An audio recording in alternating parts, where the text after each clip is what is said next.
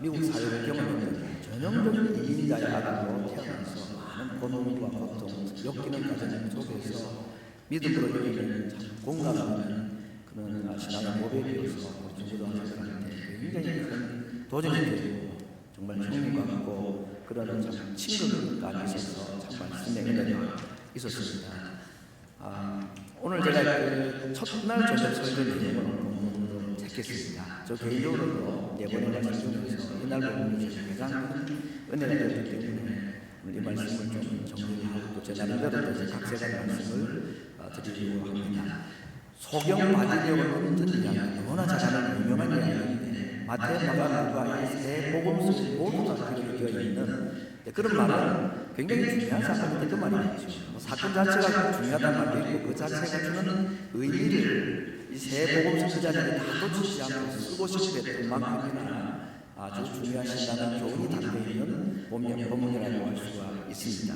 먼저 오늘 본문에는 세 종류의 사람이 등장합니다. 첫 번째는 제자들, 12명의 제자들입니다. 그리고 허다한 무리들이라고 했는데 지금 이 예루살렘으로 올라가는 6월절 시즌이기 때문에 전국 각지에서 수많은 사람들이 예루살렘을 가던 무리 중이 없기 때문에 이런 허다한 무리라는 말이 가능한 것 같습니다. 세 번째는 한 사람, 이 바디메오라는 사람, 이 사람에 대해서는 소경이라고 했고 거지라고 했습니다.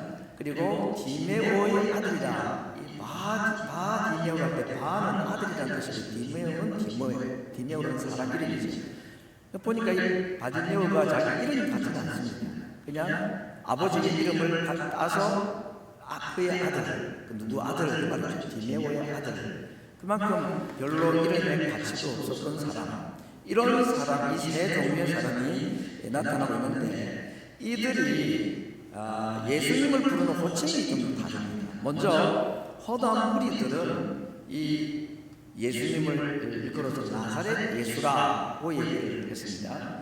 그날 많은 사람들의 무리가 자기가 앉아있는 바디메오가 길가에 앉아서 구걸을 하고 있는데 그 앞을 지나가는 소리를 듣고 왜 이렇게 사람들이 오늘따라 많이 오는가, 직감적으로 많은 사람들이 움직이는 것을 깨닫고 물었겠죠. 도대체 무슨 일입니까? 누가 온 겁니까? 했을 때에 무리들이 그 바디메오에게 말한 겁니다. 나사렛 예수가 지나가신다. 근데 이 나사렛 예수에 대한 얘기를 이 바디메오가 분명히 들었습니다. 그 들었던 내용이 무엇인지는 우리가 그 고백을 보면 알 수가 있을 텐데 그 이야기를 듣고는 바디메오는 예수님을 향하여 다윗의 자손 예수여라고 소리를 질렀습니다. 우리가 성경에 다윗의 자손 예수님을 그렇게 표현할 때는 바로 구약 성경에 예언된 메시아라는 고백입니다. 물론 이 메시아에 대한 생각이 예수님께서 말씀하시는 메시아관과 제자들을 비롯한 유대인들이 당시에 느꼈던 메시아관의 차이는 있습니다만 그럼에도 불구하고 나사렛 출신, 목수 출신인 이 나사렛 청년 예수를 하나님께서 약속하신 바로 구약의 메시아다라고 고백하는 것 자체가 엄청난 믿음의 고백이 아닐 수가 없습니다. 오늘 이렇게 다양한 사람들이 예수님을 부르는 호칭이 각각 차이가 나고 있는데 오늘 저는 이 본문을 통해 가지고 이 바디메오와 예수님과의 만남 속에서 일어나는 대화와 행동들을 통해서 한 세 가지 정도 말씀을 드리려고 하는데 첫 번째는 이 바디메오의 요청과 그의 간절성을 볼 수가 있습니다. 예수님이 지나가시다는 때에 나사렛 예수라고 말하지 않고 다윗의 자손 예수여 나를 불쌍히 여기소서. 여러분 이 말이 나를 고쳐달라는 말 아니겠습니까? 예수님에게 병고침 받았던 사람들이 예수님을 향하여서 나를 불쌍히 여겨달라 하는 이야기를 참 많이 하셨습니다. 뭐 혈루증 여인은 그 얘기도 하지도 못했죠.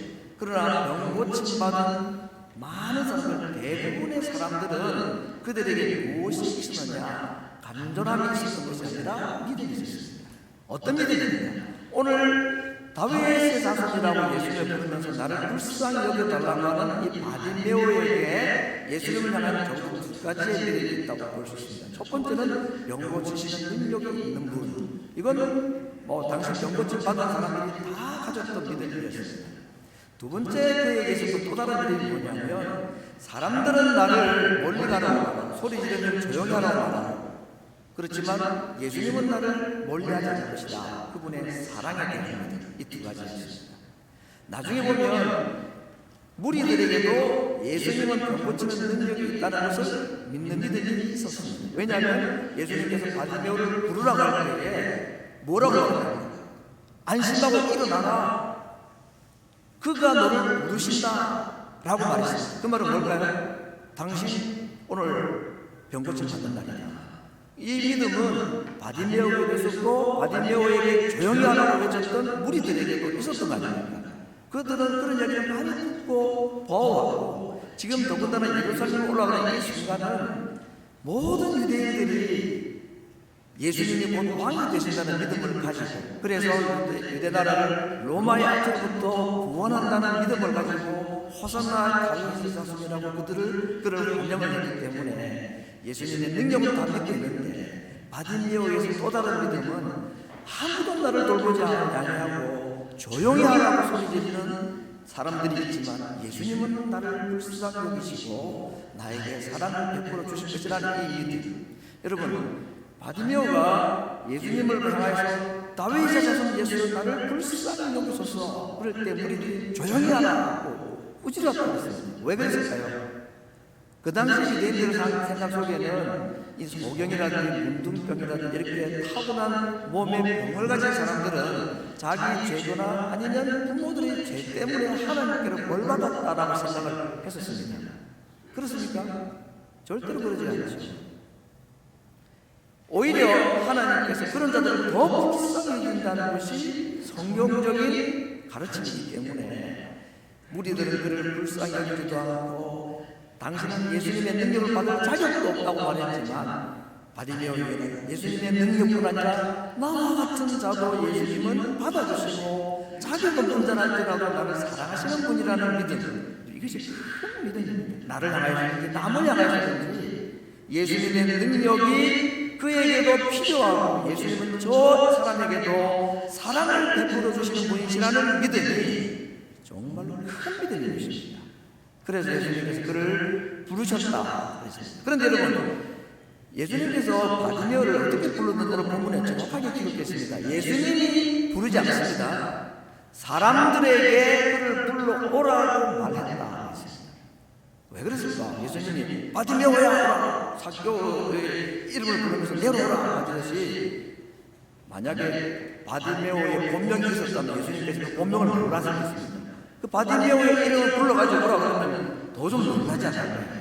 예수님께서 그렇게까지 간접적으로 사람들에게 그 얘기를 하라 그랬고 사람들이 바디메오에게 가서 말하고 예수님께 왔습니다. 여러분, 이 재미있는 이야기인데 왜 그랬을까? 직접 부르지 않았습니다. 지금 우리들은 바디메오에게 시큰둥하잖아요. 그렇죠?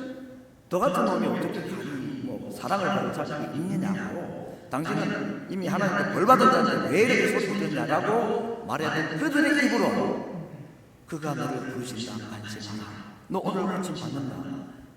예수님의 참 재미있는 욕설이었습니다.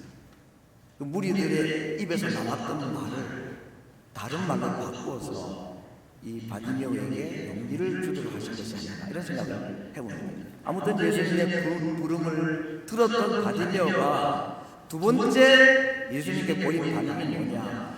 겉옷을 벗고 예수님께 갔다. 우리 한글 성경에 보니까 겉옷을 내어버리고 뛰어 일어났다고 하는데 뛰어갔다는 표현이 아니고 아무리 좀 소경이 아직까지 예수님 자기를 뛰게 해주시면 확실한 믿음을 가지고 있지만 보이지 않는 어떻게 뛰어가겠습니까? 자리에서 훌쩍 뛰었단 말이에요. 점프를 했다. 영어에서 점프라고 했습니다. 점프하고 예수님께 막 보이지 않지만 예수님하고 갔다고 했습니다. 오늘 여기 겉옷이라는 단어를 좀 보고 자는데 유대인들에게 겉옷이 얼마나 중요한가는 우리가 이미 좀 알고 있습니다. 일교차가 심한 사막 기후다 보니까 낮에는 덥지만 밤이 되면 춥기 때문에 이 겉옷이라는 것은 거의 이부자리와 같은 개인으로 말하면 굉장히 중요한 개인 소장품인데 출애굽기 22장에 이 겉옷에 대한 재판 종에서 일어나는 이야기를 소개합니다. 네가 만약 이웃의 옷을 전당 잡거든 돈을 빌려갔습니다. 빌려가면서 저당물을 잡혀야 되잖아요. 근데 저당물 잡힐 때면 돈 빌려가는 사람이 뭐 저당물 잡힐 게 있습니까? 무슨 집에 반지가 있겠습니까? 반지 있는 사람이 뭐 남의 돈 빌릴 필요가 없죠. 딱 하나 남은 경우는 옷밖에 없는 거죠. 그 옷을 저당을 잡고 돈을 빌렸습니다. 오늘 돈을 받겠습니다 하고 근데 못 갚으면 어떻게 되냐? 그 조상을 잡았던 겉옷은 해가 지기 전에 그 사람에게 돌려줘라. 돈 안 갚아도 돌려줘라. 왜? 그가 몸을 가릴 것이 그것밖에 없고 밤에 잠을 자기 위해서는 그 옷이 필요하기 때문이다. 이런 표현이었습니다. 그런데 그렇게 중요한 자기의 살치와 같은 재판정에서도 저당물로 잡힌 겉옷도 다시 주인에게 돌려줘야 될 만큼의 중요한 이 겉옷을 이 바디메오는 왜 내어버리고 갔을까? 우리가 이 겉옷이라는 말을 할 때에 이렇게 좀 생각할 수도 있습니다. 예를 들면 참 이건 옛 생활을 그리고 우리의 중생하기 전에 이전에 우리의 과거에 참 육신의 삶을 벗어버리고 예수님께 나갔다 이렇게 생각하시는데 저는 좀 과장된 것 같습니다. 아니 겉옷 지금 돌려주라고 했잖아요. 이 겉옷을 얘기하는 것은 왜 겉옷을 버렸느냐? 저는 생각하기에 바디메오가 예수님 소식을 듣고는 너무 기뻐가지고 감격과 확신을 가지고 자리에서 일어나서 점프를 하고 그리고 옷을 주워 입고 할 시간도 없을 만큼이나 간절한 마음, 긴급한 마음 갔을 거라 생각합니다. 나중에 예수님을 따랐다 그랬는데 저는 분명히 자기 옷을 가져갔을 거예요. 그렇죠. 이걸 우리가 뭐 영적으로 해석해가지고 과거의 어두운 삶이고 또 예수님 알기 전에 그런 옛생활 이렇게 굳이 볼 필요는 없을 것 같고 너무나 중요한 겉옷이지만 오늘 본문과 출애굽기 22장 같은 이렇게 유대인들에게는 버릴 수 없는 옷임에도 불구하고 예수님의 말씀에 긴급하게 따르는 것입니다.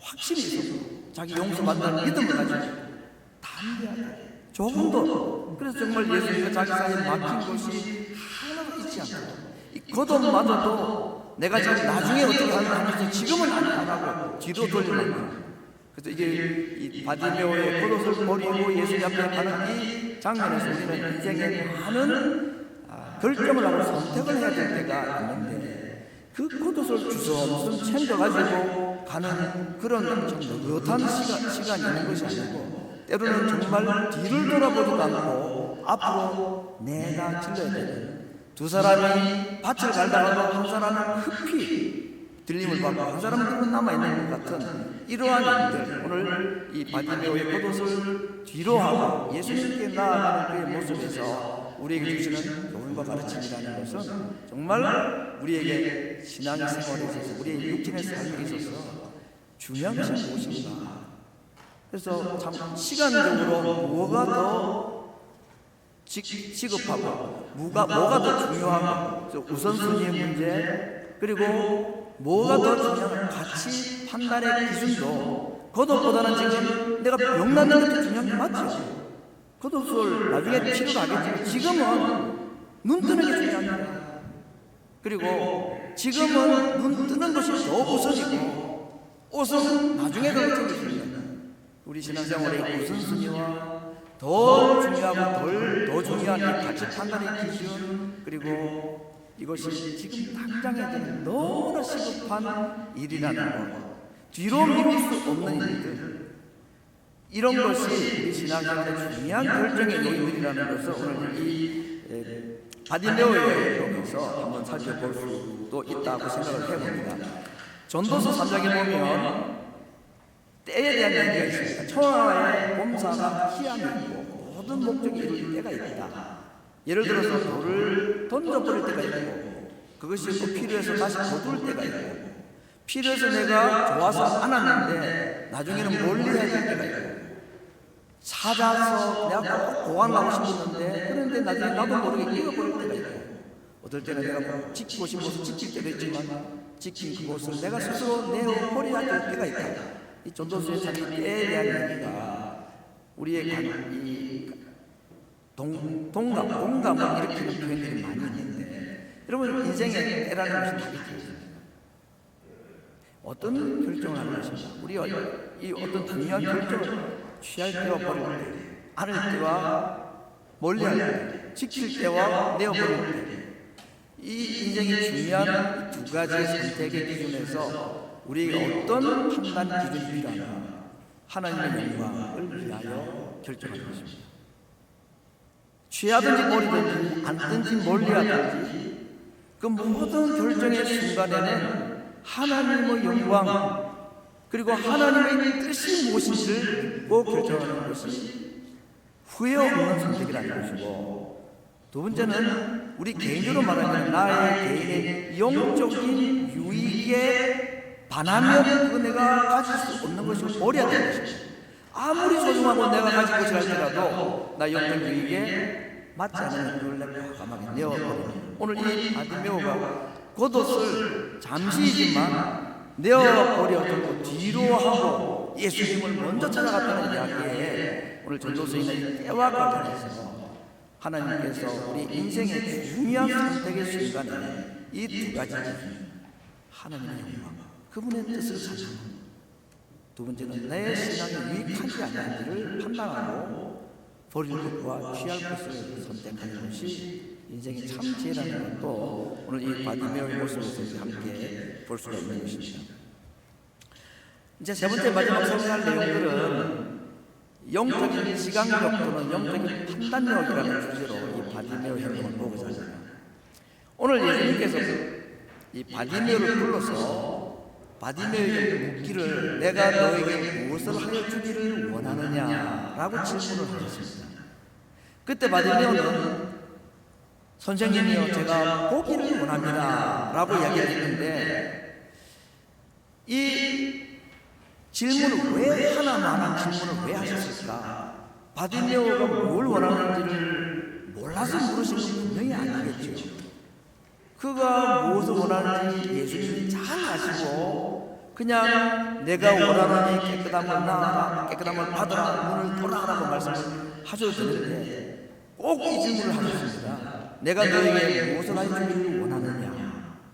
이 질문은 바디메오에게 묻는 질문이기도 하지만 앞에 있는 사건을 볼 때에 예수님께서는 허다한 무리들과 예수님의 12 제자들, 특별히 그 중에 야고보와 요한 세베대의 두 아들에게 물으시는 질문이라는 것을 유추할 수 있습니다. 왜 그러냐면 바로 오늘 본 사건 앞에 어떤 일이 벌어졌느냐, 예수님께서 예루살렘에 올라가서 죽임을 당하실 것에 대한 두 번째 예고를 하셨습니다. 첫 번째 죽음 예고는 베드로가 주는 그리스도시요 살아계신 하나님의 아들이십니다라는 고백했을 때 비로소 자신의 죽음을 말씀하셨다고 하고, 또 한 번 두 번째로 자신의 죽음을 예고하신 것이 바로 이 예루살렘으로 올라가는 길목에서 이 이야기를 하셨습니다. 여러분, 이 말씀을 들었던 야고보와 요한이 예수님께 무엇을 요청했느냐, 바로 그 다음에 이어지는 본문에서 그렇게 말합니다. 선생님, 우리가 원하는 것을 우리에게 주시옵소서. 그렇게 예수님은 지금 예루살렘에 올라가서 죽음을 말씀하고 계시는데 그 말씀을 들었던 많은 제자들 가운데 특별히 야고보와 요한은 무엇이든지 우리가 원하는 바를 우리에게 주기를 원합니다 라고 예수님께 말합니다. 그때 예수님께서 오늘 바디메오에게 똑같은 질문을 먼저 물으십니다. 내가 너에게 무엇을 하여 주기를 원하느냐? 그때에 하나는 주의 오른편에 하나는 주의 왼편에 앉게 하여 주십시오. 이렇게 했습니다. 오늘 이 이야기와 바디메오에게 내가 너에게 무엇을 하여 주기를 원하느냐라고 말하는 질문에 주여 보기를 원합니다라는 이 두 이야기가 쌍벽을 이루고 대조를 이루고 있는 것입니다. 적어도 그 부분에 있어서 야고보, 요한 그리고 바디메오의 같은 사건, 다른 반응 두 가지가 있죠. 첫 번째는 같은 길을 걸어갔습니다. 32절에 보니까 예수님과 함께 제자들도 예루살렘으로 올라가는 길에 있었다라고 말해요. 바디메오도 바로 그 같은 길에 앉았다고 했습니다. 눈이 건강한 사람들은 그런 길을 걸어갈 수 있었지만 볼 수 없는 바디메오는 그냥 앉아서 구걸할 수밖에 없었다. 같은 길에 있었지만 내가 너에게 뭘 하여 주기를 원하느냐는 이 질문에 대한 요청은 전혀 달랐습니다. 사실은 모든 무리들과 예수님의 12제자 모두, 그리고 특별히 야고보와 요한, 그리고 두 사람은 너무 그렇게 나쁘게 볼 필요가 없는 것이 나머지 12제자도 마찬가지예요. 10명 제자도 다 마찬가지고 허다한 우리들도 예수님이 내가 너에게 뭘 해주기를 원하느냐 하는 질문에 할 수 있는 답변은 똑같았습니다. 주의 오른편에 우편에 한편이다. 이 무슨 말입니까? 내 인생의 필요한 거 채워달라는 겁니다. 성공하고 이 세상에 출세하는 거 그거 당하는 거 아니에요. 근데 바디메오는 다른 걸 필요 없어요. 눈만 뜨면 좋겠습니다. 보기를 원합니다. 물론 눈 뜨고 난 뒤에 예수님이 또 바디메오에게 또 다시 만나가지고 내가 너에게 뭘 해주기를 원하느냐라는 또 뭐 다른 요청이 또 있었지 않겠습니까만, 그러나 지금 바디메오에게는 뭐 다른 사람들처럼 예수님의 오른편 왼편 그런 거 없어요. 주와 함께 마시는 잔에 참여하는 영광 이런 거 전혀 없어요. 그의 유일한 관심사, 유일한 소원은 보기만을 원하는 거다. 오늘 저는 이 보기를 원한다는 이 바디메오의 이야기는 자신의 육신의 눈을 띄워달라는 너무나 초보적이고 또 좀 부정적인 표현을 하면 육신적인 요청을 한 것입니다만은 앞에 있었던 야고보와 요한이 대답했던 이 이야기와의 관계를 볼 때에 예수님께서 굳이 묻지 않아도 될 질문, 내가 너에게 뭘 해주기를 원하느냐, 이 말은 12제자를 비롯해서 모든 우리들에게 오늘 우리들에게도 물으시는 것입니다. 내가 너에게 뭘 해주기를 원하느냐, 무엇을 구하겠습니까? 바디메오처럼 보는 것만으로 만족합니다. 보기를 원합니다. 이 말은 조금 더 영적으로 우리가 적용을 한다 그러면은 주님, 제가 정말로 보아야 될 것을 보기를 원합니다. 이 말은 아닙니까? 바디메오는 그냥 눈 뜨는 것이 그의 소망이었다고 그러지만 이미 눈을 뜨고 있는 우리들에게 예수님이 물으신다면 우리의 답변 역시도 주여 보기를 원하나이다. 예수님께서 안식일 날 병고친 예들이 몇 번 있었는데 그 중에 소경의 눈을 띄워준 사건이 있었습니다. 요한복음 9장에 보면 안식일 날 하필 소경의 실로암에 가서 씻으라, 바로 그 사건이죠. 그래서 진흙을 이겨가지고 눈에 발라주고 멀리 들어가서 실로암에 씻고 오라고 할 때에 그것을 트집 잡았던 이 바리새인들이 안식일을 범했다라고 생트집을 잡았죠. 그때 예수님께서 하신 유명한 말씀, 요한복음 9장 39절에 예수께서 가라사대 내가 심판하러 이 세상에 왔다. 이 심판이 무슨 심판이냐? 천국과 지옥을 보는 심판이 아니고 보지 못하는 자들은 보게 하고 소경을 눈뜨게 하고 눈 뜬 사람들은 보지 못하게 하기 위해서였다. 이게 심판이라고 했습니다. 육신의 눈을 뜨지 못하는 것이 하나님의 심판을 받은 것이 아니고 정말로 보아야 될 것을 보지 못하는 영적인 소경이 이게 하나님의 심판을 받은 것이다 라고 말하는 것입니다. 이 말을 하니까 바리새인들이 발끈했습니다. 그러면 이 소경은 눈을 뜨고 우리는 눈을 감았단 말이냐, 우리도 소경이냐 라고 예수님께 대들듯이 항의를 하니까 예수님의 참 답변이 그래 너 소경이다 뭐 이렇게 말씀을 해도 시원할 것 같은데 정말 지혜롭게 말씀하십니다. 너희가 소경이 되었더라면 죄가 없었으리니와 눈을 뜨고 본다고 하는 이제는 너희 죄가 있다 라고 말씀합니다. 여러분 오늘 이 말씀 보십시다. 예수님께서 바디메오에게 아니 지금 주의 오른편과 왼편에 앉게 해달라는 야고보와 요한을 비롯한 12제자와 예루살렘에 올라가는 예수님의 왕좌를 바라보고 따라가는 허다한 무리들이 똑같은 것을 요구한 것입니다. 무엇을 너희들이 해주기를 원하느냐라고 말할 때 그들이 요청하는 것은 다 똑같았습니다. 세상 영광, 부귀, 성공, 물질 번영 그걸 다 원했던 거 아니었습니까? 그때 예수님께서 바디메오에게 하셨던 이 질문, 내가 너에게 무엇을 해주기를 원하느냐, 주여 보기를 원하나이다. 오늘 이 질문을 우리들에게도 동일하게 하신 것입니다. 너희들이 무엇을 원하느냐, 내가 너에게 뭘 해주기를 원하느냐. 우리의 답변이 바로 이것입니다. 주여 보기를 원합니다. 우리의 영의 눈을 열어주시옵소서. 정말로 보아야 될 것을 볼 수 있게 하여 주옵소서. 너희가 사람이 보지 못한다고 했던 죄가 없으려니와 본다고 하니 그저 죄가 있다라고 말씀하시는 것은 바리새인들에게 하신 말씀 아니라 오늘 우리들에게도 오늘 예수님을 믿는다고 그분이 올라가는 예루살렘의 길에 함께 호다 무리들과 함께 올라가는 우리들에게도 동일하게 하시는 말씀 아니겠습니까? 정말 우리가 뭘 보고 뭘 구하는지. 그래서 오늘 예수님께서는 바디메오에게 사실은 무엇이 필요한지 궁금해서가 아니라 가까이에는 야고보, 요한 12제자 호다 무리들, 오늘 이 시대에 예수님을 믿는다는 모든 하나님의 백성들에게 물으십니다. 너희들이 정말 무엇을 구해야 되는지 알긴 하느냐? 너희들이 정말 무엇을 구해야 되는지 알긴 하느냐? 라고 물으십니다. 정말 이것이 우리의 기도의 제목이어야 할 것입니다. 주여, 우리가 보기를 원합니다. 우리의 영의 눈을 열어주시옵소서. 주님과 함께 왕궁에서 기울이는 숙배의 잔이 아니라 주님의 십자가 좌우편에서 주님과 함께 고난의 잔을 참여하는 자가 되기를 원하시는 것이 예수님의 마음 아니었습니까? 예수님을 따른다는 제자들 중에 그 누구도 이러한 마음으로 예루살렘에 올라가는 자가 없었을 때에 보지 못하는 한 사람을 예수님께서 고쳐주심으로 그에게 던지신 이 엄청난 도전적인 질문, 오늘 모든 우리들에게 내가 너희에게 뭘 해주기를 원하느냐? 하나님을 믿는다는 우리들에게 너희들이 정말 무엇을 원하는지를 우리에게 스스로 질문해보라고. 주님, 우리가 정말 무엇이 필요한 자들입니까?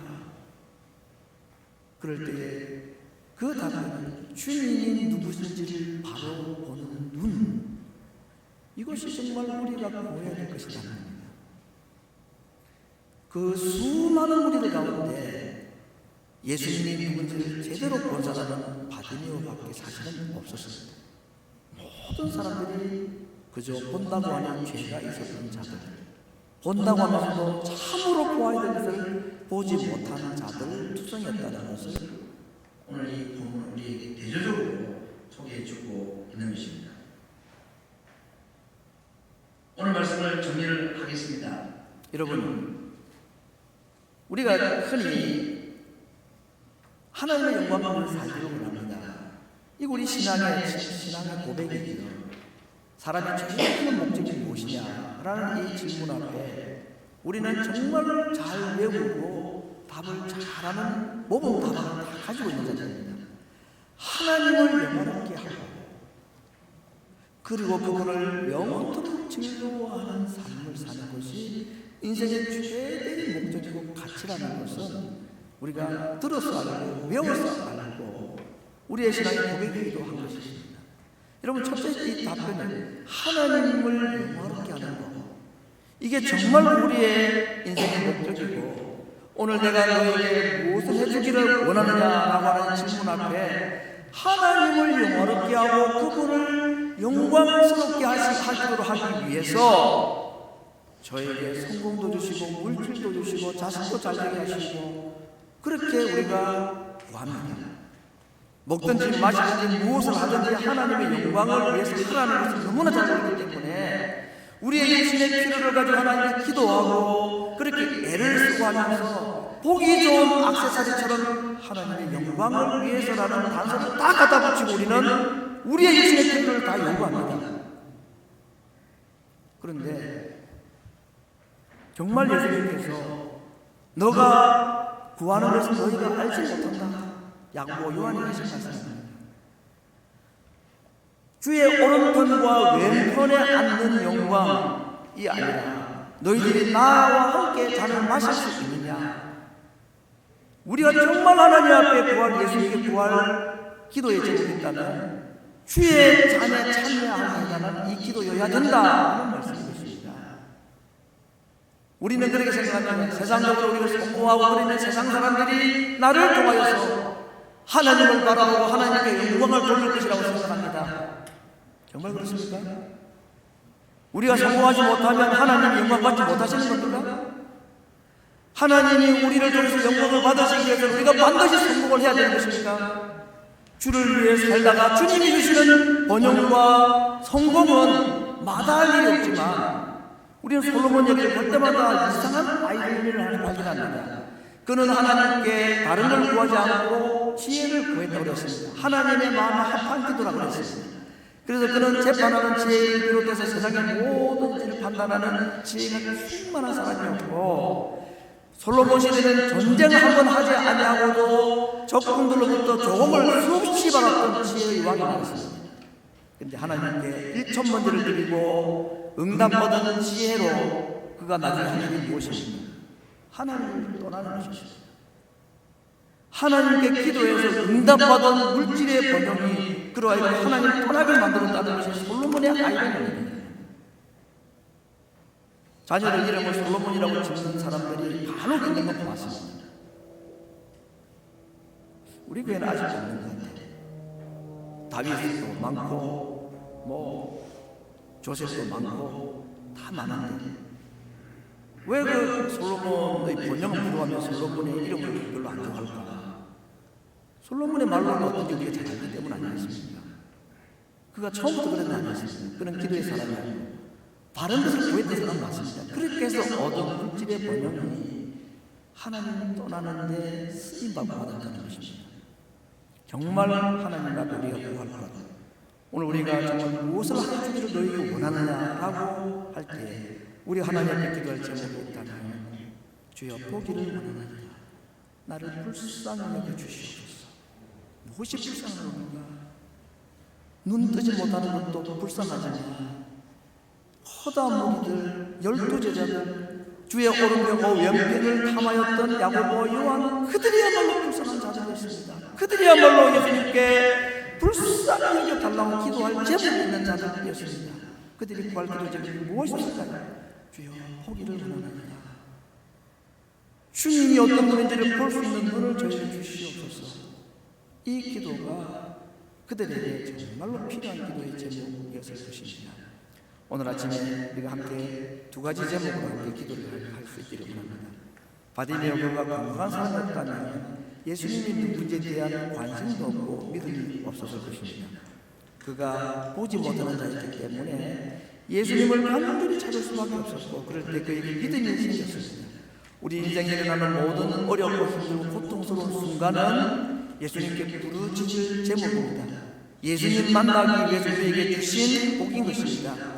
그럼에도 불구하고 부르짖지 않는 것이 정말로 불쌍한 것이지요. 부르짖을 수밖에 없는 기도의 제목이 있는 것이 불쌍한 것이 아니고, 부르짖어야 할 기도의 제목이 있음에도 불구하고 부르짖지 못하는 자, 그래서 주님으로 하여금 멈추어 서게 하지 못하는 자가 불쌍한 자입니다. 그 주님 우리를 향해 내가 너에게 뭘 알기를 원하느냐라고 할 때에 주의 우편 좌편이 아니라 주님을 바르게 볼 수 있는 눈, 저에게 그러한 눈을 주옵소서. 주여 주님이 누군지를 보기를 원합니다. 눈을 띄워 주옵소서. 이것이 우리가 해야 될 기도의 제목이다. 아침에는 두 가지 제목 함께 기도를 하겠습니다. 혹시 이 시간에 내게 부르짖지 않으면 안 될 만한 고통스러운 일이 있으면 부르짖으시기 바랍니다. 주님은 그 기도를 들으시고 멈추어 서시고 우리를 불러주십니다. 그가 우리에게 내가 너에게 뭘 하기를 원하냐 할 때에 내 눈 뜨기를 원합니다, 병 낫기를 원합니다 라는 기도를 시작하시죠. 그러나 우리에게 진정한 기도의 제목은